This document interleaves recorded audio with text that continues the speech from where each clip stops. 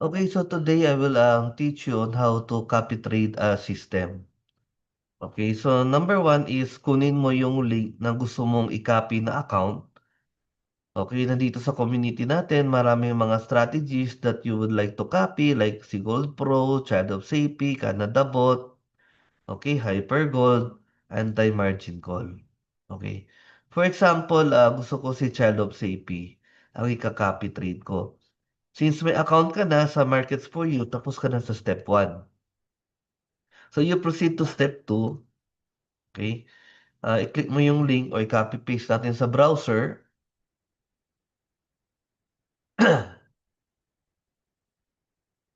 So ito po yung link ng leader account natin. Okay? So meron po dyan nakasulat copy now or copy, just click the button. Ayan. So very important, ito makinig na kayo. The copy rule settings.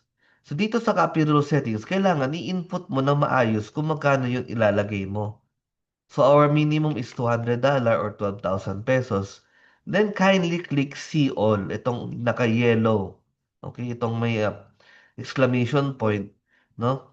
Dito sa multiplier at saka sa rescale, kailangan meron tayong gagawin dito. So sa multiplier, click natin yung custom. Then ilagay natin yung tamang multiplier natin na 0.5. So paano ko nakuha yung aking multiplier? Okay, so meron akong binigay na table. Ito yung ating parameter sa multiplier, custom multiplier. Para makuha mo yung custom multiplier mo, i-divide mo yung puhunan mo sa puhunan ng leader. So, si Child of Safety, yung leader account may $400. Kung ano yung sagot dyan, yan na yung custom multiplier mo. Alright? For example, mas malaki naman yung puhunan mo, like $1,000. Tapos, i-divide mo sa puhunan ni Child of Safety ngayon, which is 400.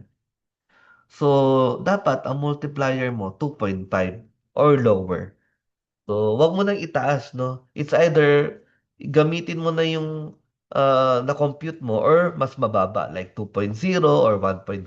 Mas maganda, mas mababa, mas conservative. Alright, so pagkatapos mo nang ma-compute yung custom multiplier mo, so balik tayo dito, ilalagay mo siya dito sa copy multiplier 0.5.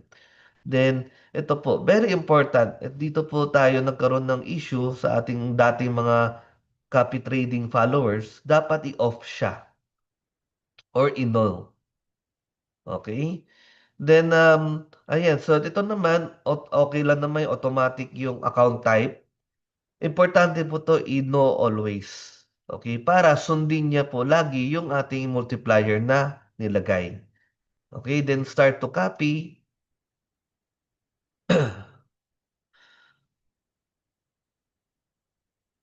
Ayan.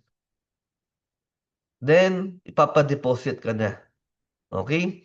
So, it's either sa GCash ka mag-deposit or online banking, choose internet banking.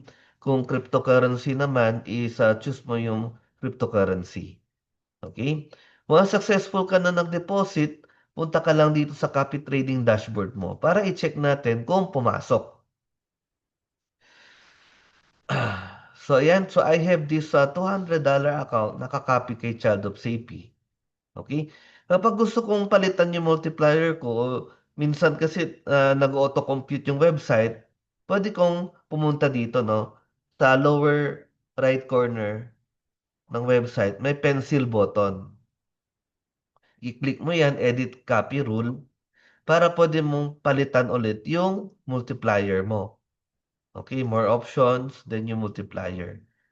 Then nakita mo dito guys, naka-no na ako sa rescale. Para hindi siya mag-auto-compute. Gagamitin niya yung 0.5. Okay, so okay na yung settings ko, then okay na yan. No? Gagana na siya. Paano ko malalaman kung gumagana na coach? Alright?